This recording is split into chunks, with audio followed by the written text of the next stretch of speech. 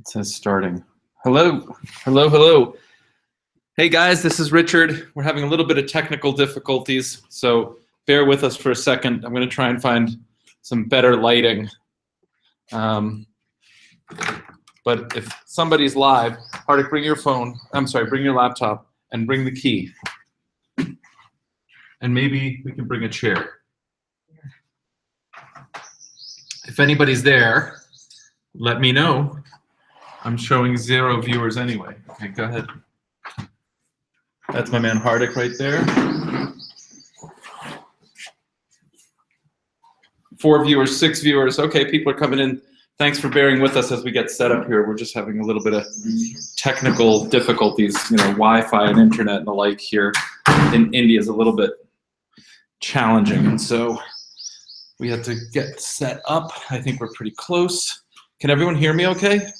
If somebody could just make a comment or something, that'd be great.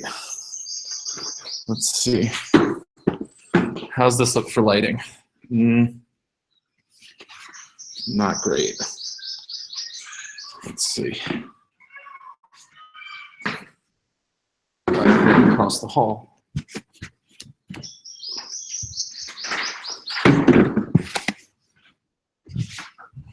Even worse. Goodness. 1 second and we will be starting this any minute. Thanks for joining. I don't know. It just looks like the lighting is going to be a challenge no matter what. Maybe. Let me see.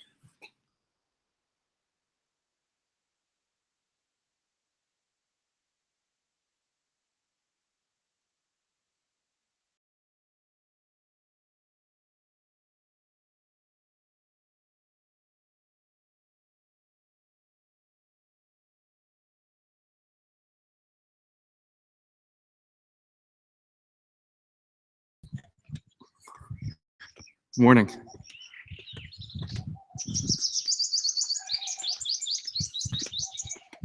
This is Lord Kartiyaka or something like that.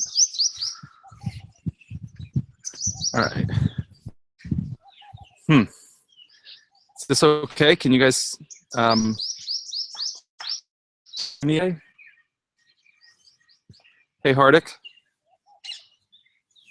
Hardik?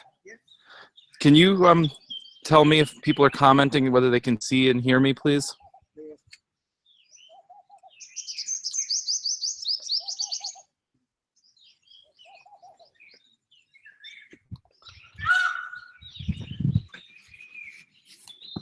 There's no connection? There's no connection? Yeah.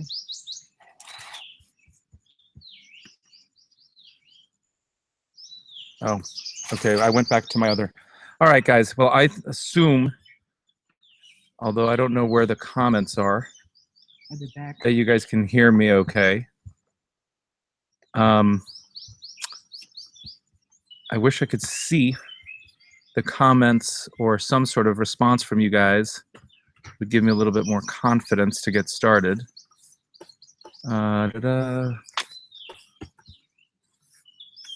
Apps, control room, cameraman. Okay, I think I've got. Somebody, I'm sure you guys are trying to be helpful too, but I just don't see any sort of comments indicating that you can see me and hear me. We have 11 viewers, so that's encouraging.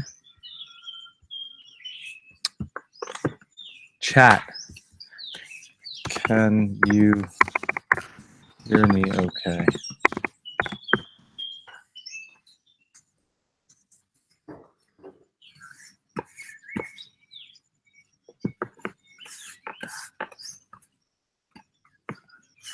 I'm trying to do a group chat here. If you guys see it on the right-hand side, I would love some feedback that you can hear me okay, and then we'll go ahead and get started.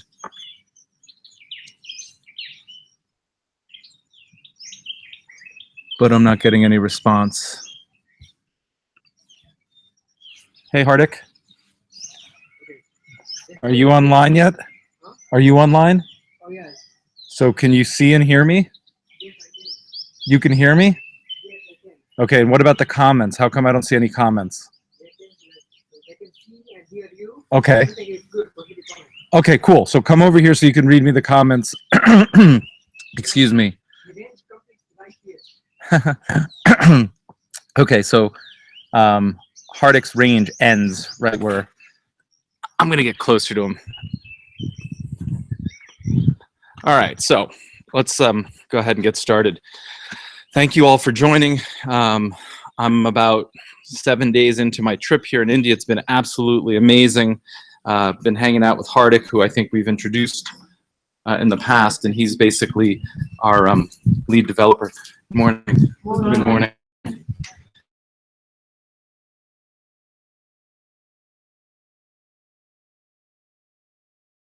Finally actually like meet him face to face and to work with him, see what's going on and eat with him and learn what's a little bit more about his culture. I got these gentlemen here. Good morning. How are you? Thank you.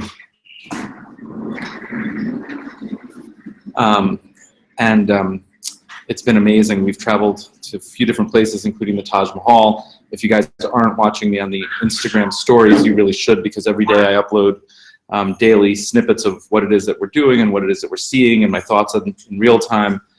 And it's pretty cool. We have a lot of people that have been following and enjoying that. So I'd recommend that you check that out. It's on Instagram. It's the little circle at the very top that will show my face. And the correct handle is @I'm Richard Fertig. And so you can just follow along on the journey. But we've done a few different mixes of Airbnb and then super high-end hotels. I'm staying in a super high-end hotel right now. And not only have we stayed at different Airbnbs, we've stayed at different ranges of Airbnbs, from shared rooms to private rooms. We're staying in a hotel tonight, or last night rather, and then we're going to a Airbnb that Hardik was staying at last night. And we'll be interviewing that super host as well. He says really interesting and amazing things. Now, Hardik, you have to like wave and tell me the comments so that I can reply. He's right. Okay, so I see comments there, right? Is there anything I need to reply to? No. Okay, cool. So anyway, India's been really cool. And one of the things that we've learned from the super hosts is that the experience really matters, at least here in India. And that's kind of interesting for me because in all of my properties, I never greet guests personally, and I never do anything experience-based other than the guidebook. I really try and let like the unit speak for itself, and my hospitality, my communication come through in terms of the communication early and during their stay and after their stay, and the cleanliness. And but I don't do anything like personally meeting them. I don't do anything about like preparing them breakfast or anything like that. And I think that's a huge opportunity. I mean, I personally can't do it because I have 6 properties and they're all in different states and remote. So by definition, I can't do that. But I do have one property in Alabama where I have a caretaker, Monica, and she greets them personally. And I think there's a lot of room for creating that personal experience and bond and connection through the personal greet. And so it's something that I'm going to be looking into a little bit more. I also learned from one of the super hosts that we stayed at yesterday that she uses booking.com, and it's significantly better for her than Airbnb. And we talked a little bit about it. There's differences, there's pros and there's cons. And in this one super host's experience, booking.com has a lot more visibility and traffic. I think she said it comes from Europe and in Asia. She seems to think they have a lot of, I can't read that, you're gonna have to read it to me. Why don't you sit here and then you just raise your hand when I need to respond to something, please. Just trying to sort out the technical difficulties. Anyway, as it relates to booking.com, she thinks they have a lot more search and a lot more visibility in places like Europe and Asia. And so they just get a lot more traffic and therefore a lot more conversions. It is a lot more expensive to the host. I think she said it's about 15% fees. And so she just adjusts her asking rates per night to take into account that booking fee. I guess the booking fee is about 15% on Airbnb as well, but it's split between the host. I I think it's about 3% for the host and 10% or so for the guest. And so it's about the same fees, but the split is different. And since less money ends up in the host pocket, all you need to do is really increase your rate so that net you get the same amount. And just to put that, in real dollars and cents terms, let's say that your nightly asking rate's $100, and on Airbnb they charge $3, so you put $97 in your pocket. If you charged $100 on Booking.com and they charge 15%, you'd only be putting 85 cents in your pocket as opposed to 97. And so consequently, you have to ask more than 100. You have to ask whatever the math is, 112 per night, so that when they collect their 15%, you net that same $97, and then you should be indifferent. But more importantly, she said there was a real difference in the quality of the visitor, and this is the pro and con. It's something that everybody needs to weigh for themselves. So while the number of bookings is greater, and if you're trying to maximize revenue and only fill your rooms or your home and occupancy is your primary thing, then Booking.com might be great. But in her experience here in India, the guests that travel to her from Booking.com are much more transactional. There's much less of a community, and that the people that come from Airbnb sort of buy into that sharing community, like the whole thing about the double-blind reviews, and they like the experience share, and they're just much more personable, and they seem to want that Airbnb sort of feel or community. And the Booking.com people seem to be much more like booking a hotel room, like you're just checking into, really want much information. And the negative side that she's had on Booking.com is because people seem to think they're booking a hotel room, they also seem to expect the same level of standards like room service and laundry service and other amenities that you might find in a hotel. Now, again, this is one person's experience and it's only here in India, but this is just YouTube Live. I'm here in India and I'm sharing with you what I've learned. So don't take this as like fact. Definitely research it yourself and see what you think. But I'm just sharing with you the perspective. And my personal takeaway on Booking.com is something I was thinking about before my trip anyway, which is I might do something where I rely primarily on Airbnb, and then I have other properties that are more vacation properties, and their HomeAway / VRBO is much more successful. And so I supplement HomeAway with Airbnb. I might use Booking.com as a third engine just to fill the room. So in other words, if I can't fill it on Airbnb or I can't fill it on HomeAway, then I go to Booking.com, and that way I can take my occupancy, say for my personal goals of 60 to 70% is where I'm comfortable. Maybe I should be more comfortable at 75 or 80%. And if Booking.com can do that, that would be helpful. Now, one thing that's problematic is the calendars and the double booking. According to this one superhost, there's no technology that triggers it. So she has a really interesting solution, and I thought I'd share it with you. She has a large home. For those of you that saw, I was on Facebook Live yesterday. It was the Garden Place. And what's Jaipur. the name? Jaipur. So it's in our Facebook group. If you're not a member of the Facebook group, go to Facebook, go to groups, search groups, and look for short-term rental secrets. Ask for admission, and we'll grant it to you. And once you're there, you'll see this Facebook Live that I did on the Facebook group page from Jaipur with the superhost. And it's this beautiful townhouse that she lived in. And she has multiple rooms, so she rents out by the room. And she has a really interesting solution on how to do the Booking.com. What she does is basically she lists certain units on Airbnb and other units on Booking.com. And then that way she doesn't have to worry about the calendar syncing or being double booked.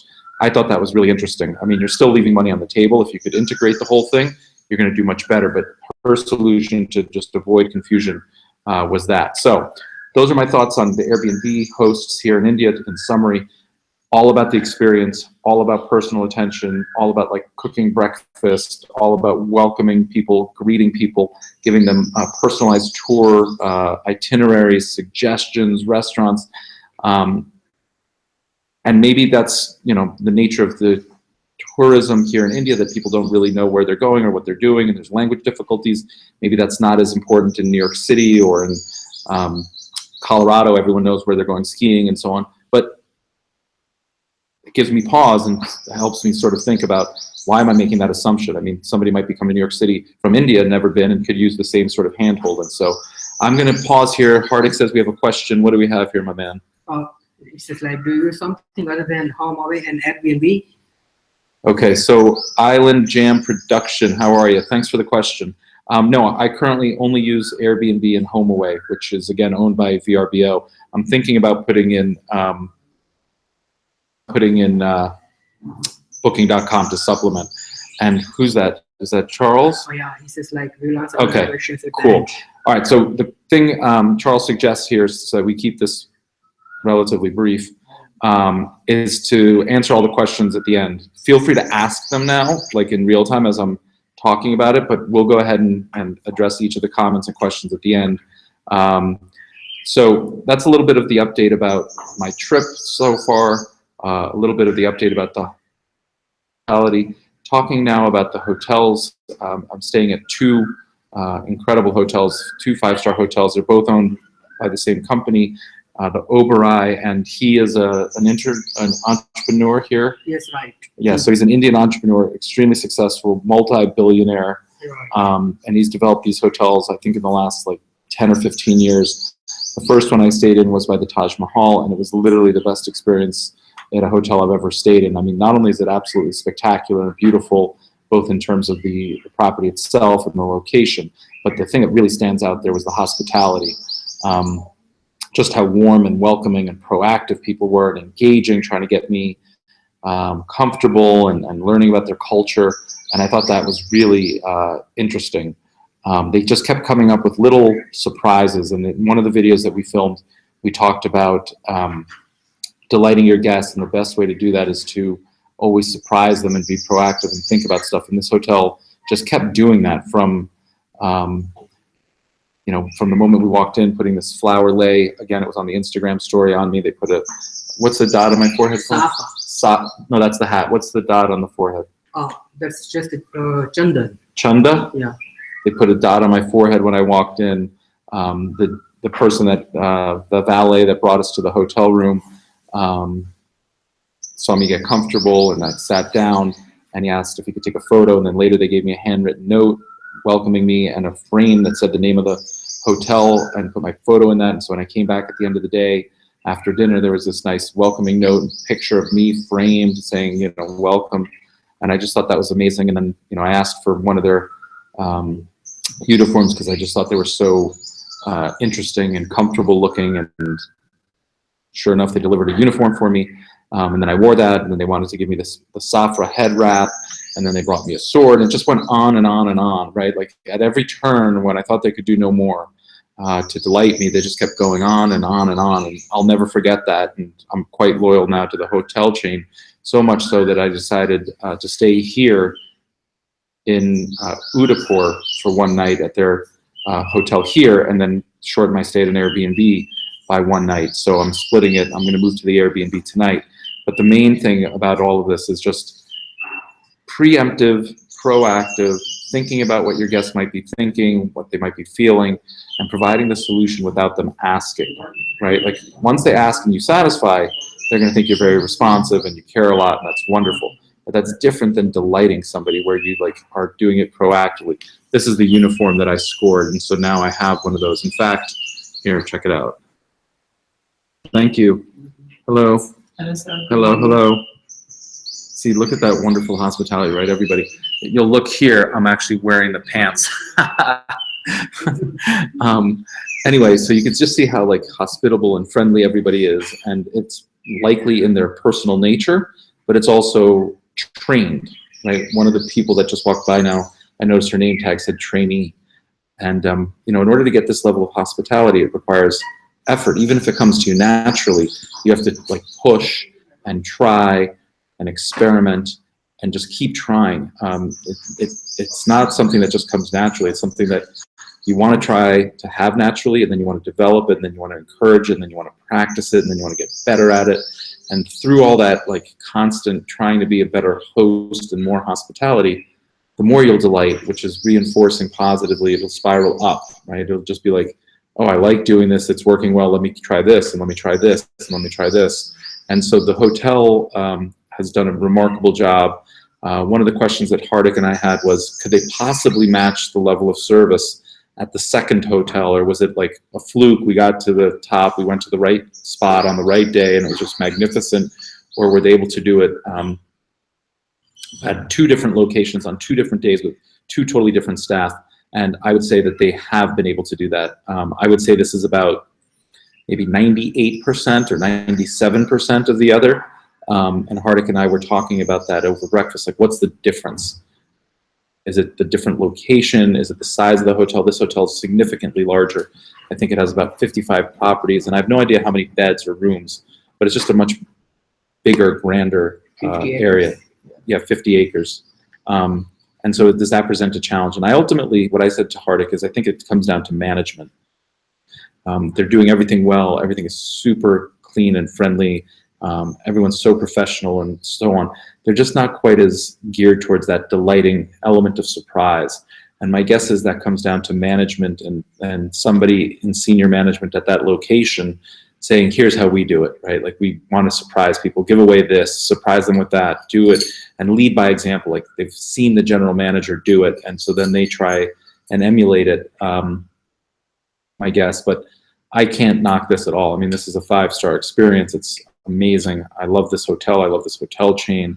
And it's been incredible for me personally just to like relax and unwind here. But I'm constantly trying to improve my hospitality game, and seeing how the best people in the world do it is certainly an education, and I wanted to share that with you.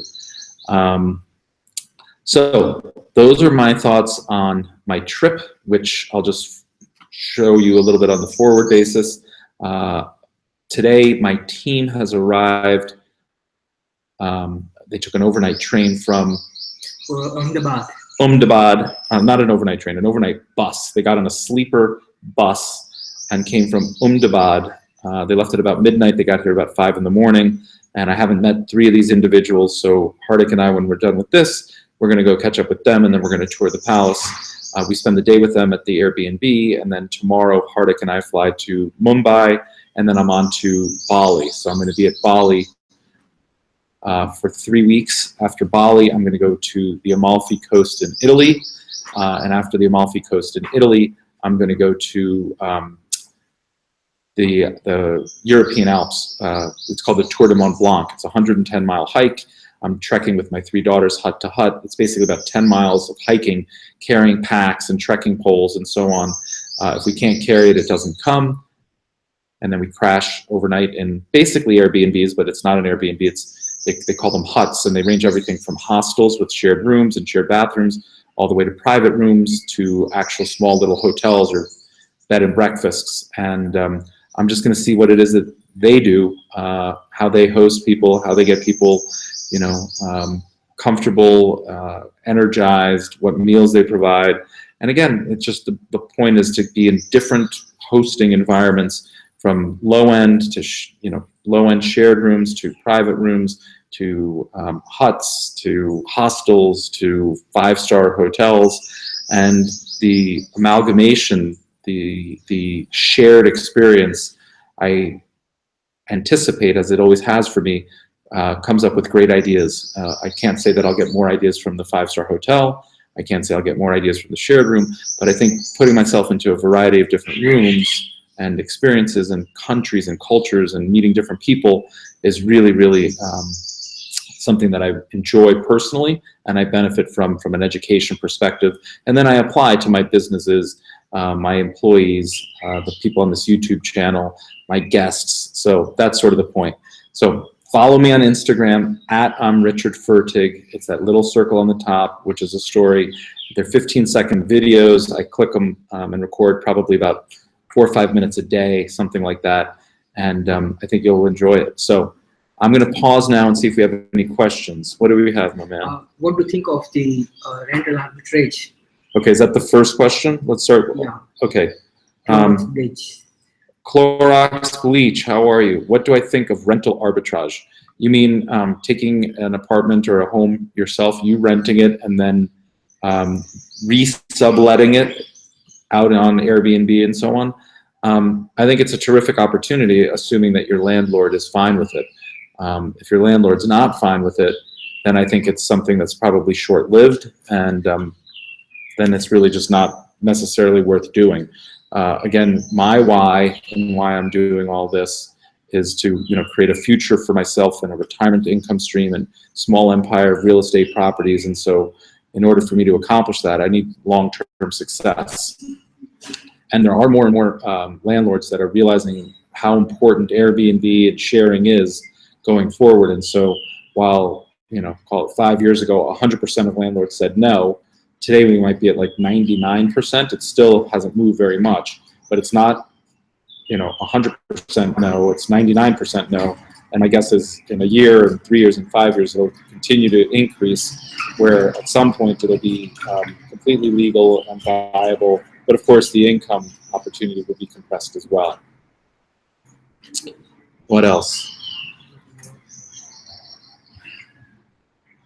More questions? Anybody have any questions?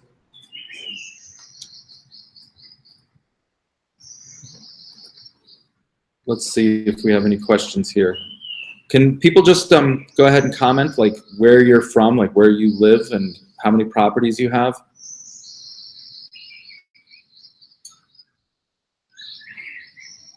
How come I don't see that live chat myself? I don't understand. Is anybody? No. Rick Roll, hello, hello. You see how many people are live now? I show 16, 17 live right now. Houston, Texas, one listing, Robert. Hey, Robert, how are you? Alex, San Francisco. Cool. And in San Francisco, Alex, what's your place? Ray, Santa Fe, New Mexico. Alex, you have 2 condos in Manila. Oh, that's awesome. Whoops, that's too big, Hardik. And is everybody using Airbnb primarily, or?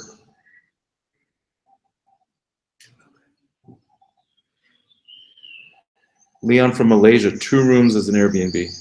How cool. I love the fact that we have people from the US and all parts of the US, as well as, Manila, Malaysia. Very cool.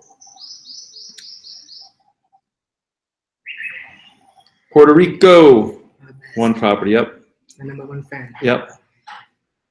Excellent. Vancouver, 1 property, standard last week, 3 bookings. Excellent, Lewis.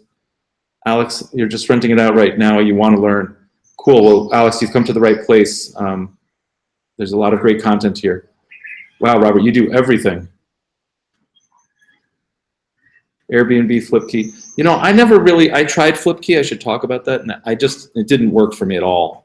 Between the fees being really high and just the user experience, I just somehow couldn't get comfortable with it. It didn't seem to lead to any bookings. I had a lot of inquiries, so it seemed like it was a interesting lead gen, if you will, but it just didn't generate any actual conversions, and so I eventually just turned it off.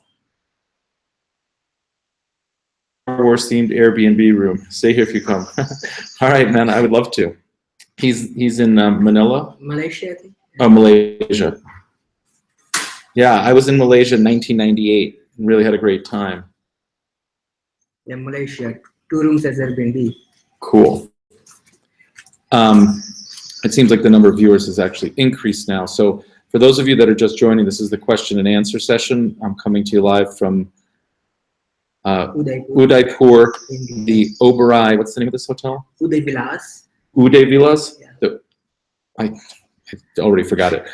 I'm in Udaipur at the Oberoi Uda Villas Hotel, which is a 5-star hotel and probably one of the nicest I've ever stayed in. Just looking at a hallway.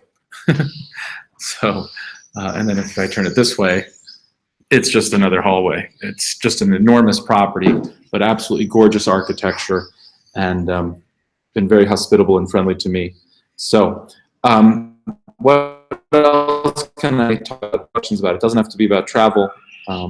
Doesn't even necessarily have to be about Airbnb, although I think that would make more sense. And if you see me looking over to the right as I'm trying to read the comments as they're coming in on Hardik's computer, let's say hello, Hardik. Oh, hello everyone. That guy's the man right there. Couldn't do it without him, so big shout out. Hey, namaste. I have 3 beds, 1 bathhouse in Los Angeles. In Los Angeles. What do you think of about the free tours from the Puerto Rico? I think if you can do the free tours, it's really a great benefit. But since I tend to do these things for business and revenue, I might suggest trying to charge and monetize it. It may not appeal to many, in which case you're wasting time, but for those that it appeals to, they'd probably be willing to pay, even if it's not a huge amount, even just, whatever, $5 per person. You're not going to get wealthy, but at least you're not donating your time. And since we have such little time in this life, you want to make sure that you're spending it with the right people. The people that are willing to pay are probably going to appreciate the tour the most. The people that are just doing it because it's free might be a waste of their time, and therefore it's a waste of your time. So generally speaking, I love the concept of an idea, of an experience and a tour.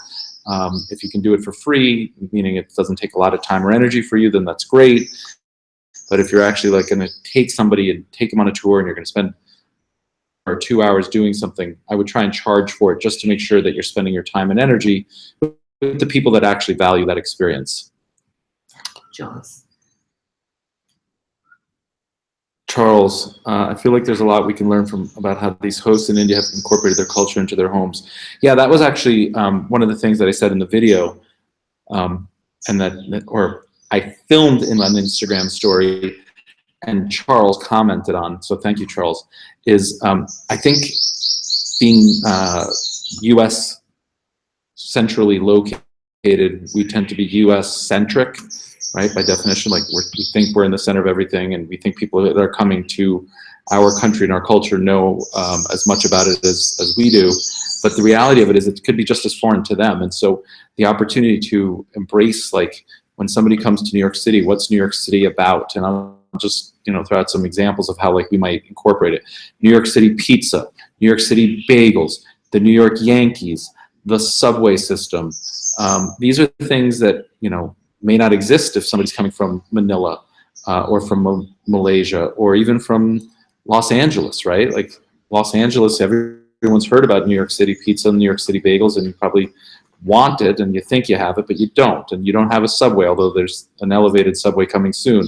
So some of these things that we take for granted and we don't like stop and think about might be awesome. And so to the extent that you want to incorporate some of that, again, just using New York City as an example, to go get 2 bagels for a couple staying in your home from a really good local bagel place and write a little handwritten note that welcomes them for breakfast and say, these are hand-selected, the best New York City bagels in the neighborhood. I hope you enjoy, right? And that's like not only culture, but hospitality, handwritten note, and it probably costs $3. Asia.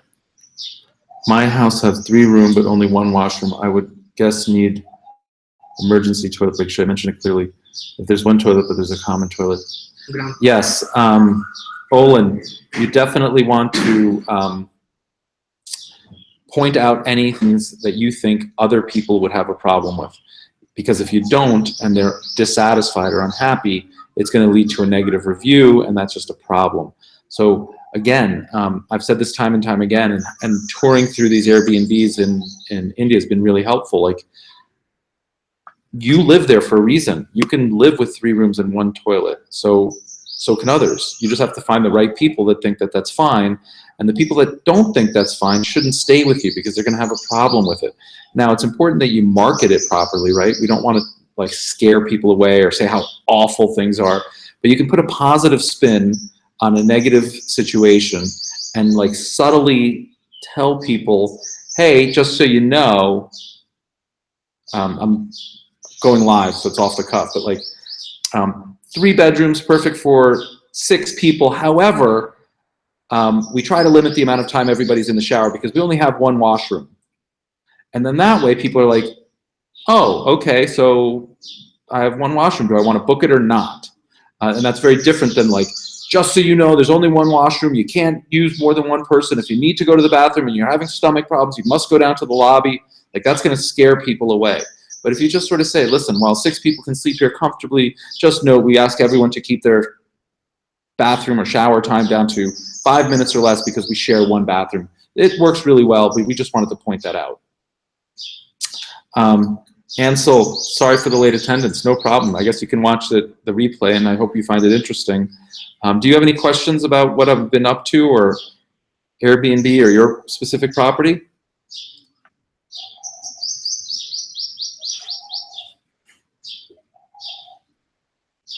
Being in college, my buddy and I are looking into picking up a lease on a property used as a short-term rental.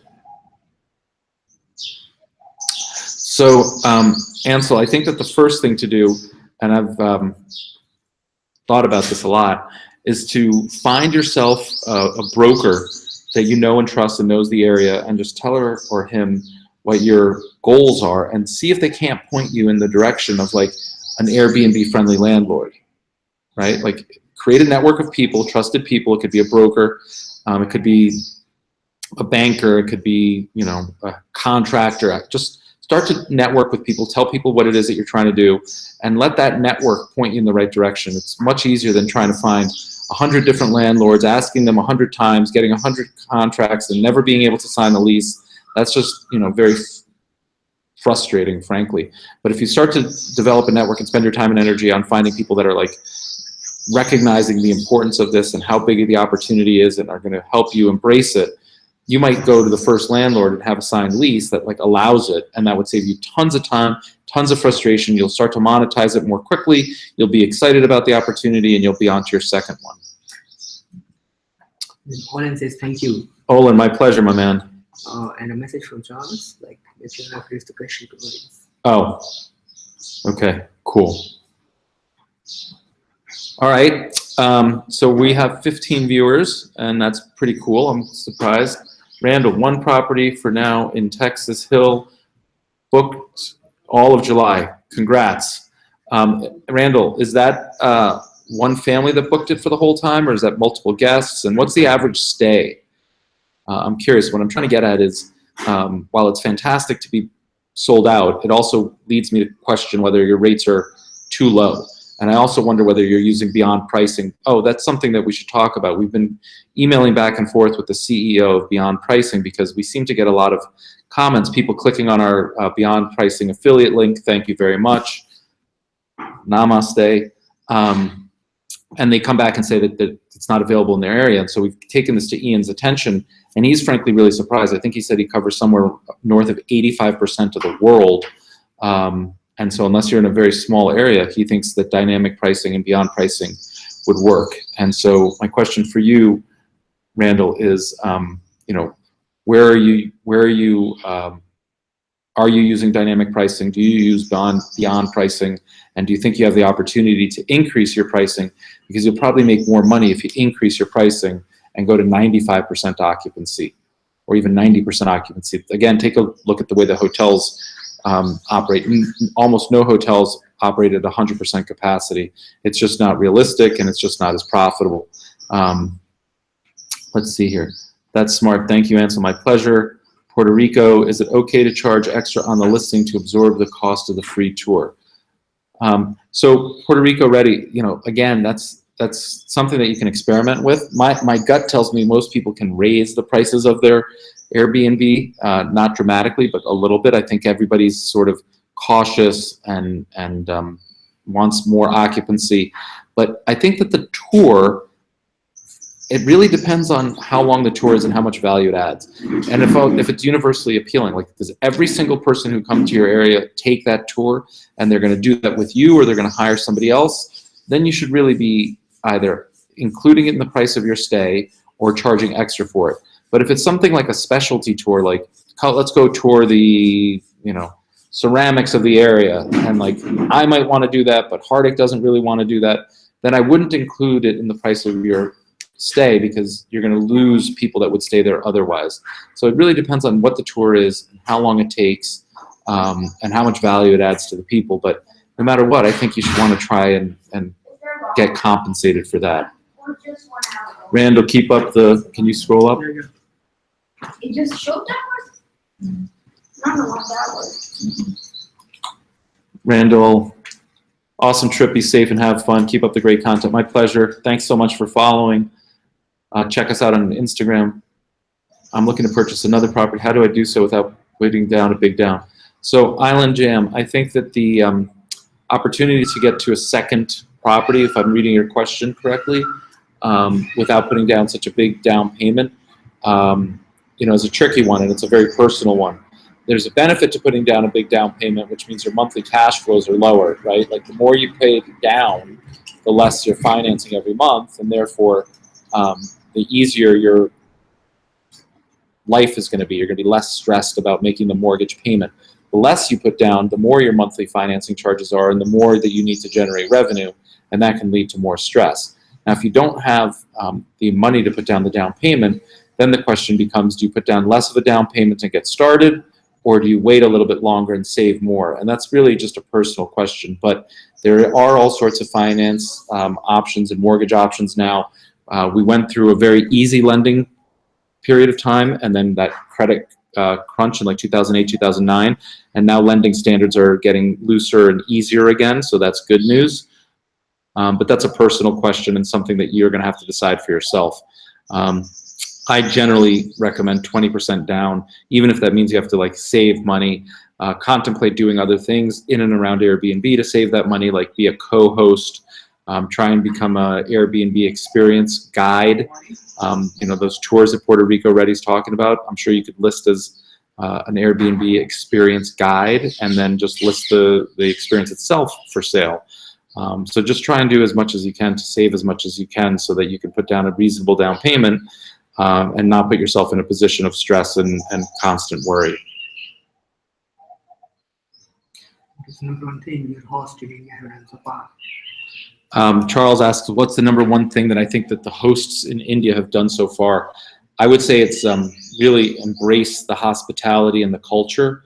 I really feel like a guest in their home. I'm not somebody who's like paying for a night stay. I'm not somebody who's like living in their room. And like we just released that video of the superhost in New Delhi. And like this guy lives for the activity, right? Like he loves having new people from all different countries. When we were there, we had one person from the United States there. We had one person from India there. We had one person from Mexico there. We had one person from Israel there. Where was that other woman from? France? France. Right? Like this guy just gets off on the fact that there's like all these people and all this culture in the melting pot. And he's like psyched to teach them about India and Indian culture, and he took us to Old Delhi for a food experience, and then he hosts like beer pong parties up on his roof, and he just tries to create this experience. Now tonight we're staying at a superhost here in Udaipur that Fertig has met, and he raves about. I guess he works security for the palace, yes, right. And he's the chief of security at the palace, yeah. And she's retired. Yeah, both are retired. Both are retired. And they just love having people in their homes, and they cook for the people. May not be realistic for what it is that we do, especially if it's a side gig. Again, they're retired, but like they just love having people in their home and cooking for them and talking to them and so on. And I think that's something that I've never really experienced in other Airbnbs, and certainly not in VRBOs that I've stayed in the past, where it's much more like, here's my home, here's my apartment, you come, you stay, you do whatever it is that you want. It's going to be as clean as possible. We're going to communicate as much as possible, but it's far different from what I'm experiencing here in India, which is like being welcomed and embraced in their home as a guest. Malaysia. Can you elaborate on Airbnb experiences? There is a hill with a great view in my area, but it's a challenging hike. So I'm thinking of doing a tour on it using experiences.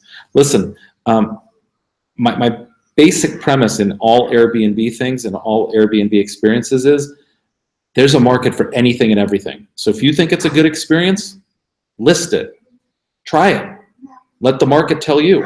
Chances are there's going to be people that find that interesting too. Chances are that's why they're visiting your region. They want to do that hike, and they would love a guide or a host or somebody to take them on it. And if you list it and Airbnb approves it and people don't buy it, well, then what did you waste? Like an hour or two listing it, thinking about it, photographing it, and then try a different experience. But just keep trying different things. You'll never know until you actually try. Puerto Rico. It's a bio bay tour that everyone does. Now I have a deserted island specialty tour. Cool, man. That sounds great. I would love to do that. In Puerto Rico, did I try the egg roll? No. I had a kati roll. I've had a couple of kati rolls, but I don't know about the egg roll. The corns this morning? The corn? The chars. Here, okay, the new experience for my Airbnb, the beer pong. Yeah, the beer pong on the roof. Apparently, according to the guy who was staying there from Louisiana, they have different set of rules here in Delhi versus, I guess, back in the States. But he had a great time. He had such a good time. In fact, he went the next night and went on a food tour, and then he came back, like 2 in the morning or 3 in the morning. According to Fertig, he was inebriated. It seemed like he was having a really good time. I think he missed his train to the Taj Mahal. So, I guess he's having a good time with this superhost. The chars. The guide that you guys picked up, anything we can learn? I think that the guide was helpful because I didn't really know what the artifacts that we were looking at when we were in the temples and the palaces. I find it really somewhat difficult to understand the English. The language skills are great. English here in India is much better than one might think. And in fact, I found this curious. I mentioned it to Fertig as well. The Indian folks, when they greet each other and they start speaking with one another, speak in English. They don't speak in Hindu or even the local dialect. So they'll start talking, or we get into a taxi and Fertig will start giving instructions in English, and not because I'm here. So English is great, but I think that the accent, the way that they actually enunciate and say things takes a little bit of effort to get used to. And so I think that the thing that we can learn is to speak slowly, to speak deliberately, to try and communicate clearly and use smaller words, and just recognize that somebody may not be following along as well. And I found that challenging. Malaysia. Thank you. Okay. How are the co-hosts compensated? So Ansel co-hosts, you can go to Airbnb and check it out, but it's basically a platform. So you can list your skills, and you can list, it'll list sort of like your experience and the number of reviews, and then you can set a charge, based on percentage. Obviously, like in everything else Airbnb related, I recommend you start, lower, like charge less. Get some business, get some reviews, get your credentials up as a co-host, and then as you gain experience and credibility, and people are singing your praises, then you can go ahead and start to charge some more. Randall, multiple day average 5 day, and yes, my price is too low. Okay, Randall, that's sort of what I suspected, and the fact that you know it, time to raise your prices for August and September, and see in where did he say it was? I forget where he was, but chances are there's Beyond Pricing in your area, so you should really try and log into Beyond Pricing. If you do so, click on our link in the affiliate kit. We'd really appreciate that, but that'll help you set prices. They'll go up and down every single day. As there's an increase in supply and a decrease in demand, your prices will go up. As you get closer and there's availability, your prices will go down, and it's literally generated tens of thousands of dollars in revenue for me, and I pay them 1%. So I may have paid $1,000, but I'm making 10,000 or 20,000 or whatever the number is. It's a no-brainer. Most bookings are home away, raising prices next year for sure, working on reviews and trying to get to superhost. That's excellent, Randall. That's exactly the way to do it. And we have about, 10 more minutes or so. So keep the questions coming. And I hope you guys are finding this interesting. I love doing this, so we'll try and do this again from Bali, I guess, in a couple of weeks. Charles Hurley shouts himself out. Wow, how about this? I'll shout you out. Congratulations for listening and filming all of the content that we've created here and taking it personally and developing your own skills and being a super host. Matt, you the man. Thanks for advice. Just set up an Airbnb in San Antonio. Awesome, Matt. Good luck with that. I think you're going to find it not only really encouraging and rewarding and a lot of fun, but also very profitable. And I think you'll probably start to increase your prices. Maybe you'll get a second place. But I see this time and time again. In fact, the Airbnb that we stayed in at Udaipur. Sorry. The Airbnb that we stayed in at Udaipur, the other guests were from Canada. They've been traveling about for 7-8 months now. They were in Hong Kong and then in India. Now they're going to Vietnam. They too were Airbnb hosts and just not doing it enough and not really sure. We started chatting over breakfast. They subscribed to the YouTube channel. Maybe they're on this live. I doubt it. I think they're on their way to Vietnam right now. But they're now members of the Facebook group as well. And they're thinking about getting a trailer home and putting that out. And they're just starting to think about how they can start to monetize this more. And so we see it more and more, right? Like once people sort of recognize that they too can do it, it's within their reach, they in fact do have a roof over their head, they live in that place for a certain reason, chances are other people would enjoy that. I just think it's the way of the future, and I think everyone can do it, and I think this will be common. You know, when you look 10, 20, 100 years from now, what we're doing, although it seems strange and like who wants to stay here and I have 3 rooms with 1 bath, it might just be like normal. Like, of course I'm staying in your home, you live there, so I can live there for 3 nights. Thanks for your advice. Is India experiencing regulatory issues or obstacle versus the existing hotel industry? Is Airbnb a threat to the existing hotel infrastructure? I hope so. You know, I think Airbnb is a concern globally, but I would say about regulation here in India, it doesn't seem to be widely followed. Whether there is regulation or not, I'm not sure. But I mean, public safety, public hygiene, pollution, speeding. I mean, just follow my Instagram story. You can't believe some of the things I've seen. So I don't know whether regulation exists here or not, but I will go on record as, again, I think it's a big issue. People seem to be nervous about regulation. They don't like regulation for Airbnb in their communities. And I feel the opposite. I think that having regulation is fantastic because once you know the laws, then you can play by the rules and then you can set up a long-standing business. If there is no regulation, it's just the Wild West, then your business is going to be successful until there are regulations, or the regulation might fly in the face of what it is that you're doing. So we shouldn't fear regulation. We should actually encourage it and embrace it, because then it tells us what the rules are, and then we can like play and win within those rules. Good job, Charles. Charles is getting a lot of shout outs.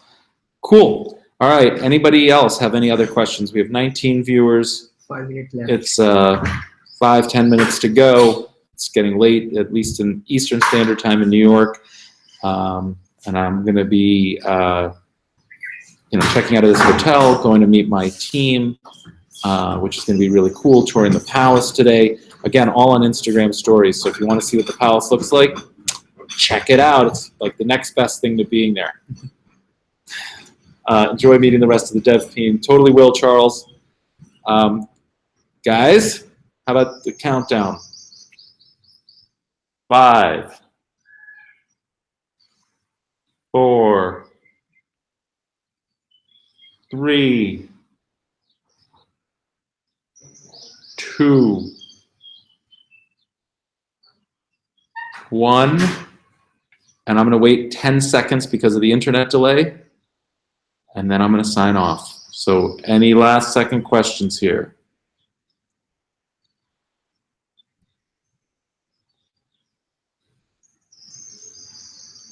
Thank you, Olin. I appreciate it. Matt, thank you so much. I appreciate it.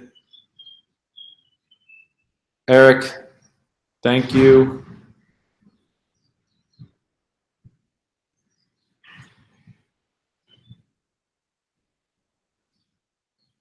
All right, Hardik, you say goodbye. Goodbye, everyone. Namaste. And from me too, namaste. Have a great day. Thanks, Eric. All right, we'll see you guys soon. We'll let you know when the next one is, probably from Bali, assuming I have high-speed internet, and I don't see why I wouldn't. And in the meantime, happy hosting. Subscribe on Instagram, or follow me on Instagram, rather. And if you're not in the Short-Term Rentals Facebook group, go ahead and get on that. There's tons of great content every single day, great community we're building. I'm proud to be a part of it, and I appreciate all of your attention and support and feedback and comments, and couldn't do it without you. So thanks so very much, everyone. Have a great day. Take care.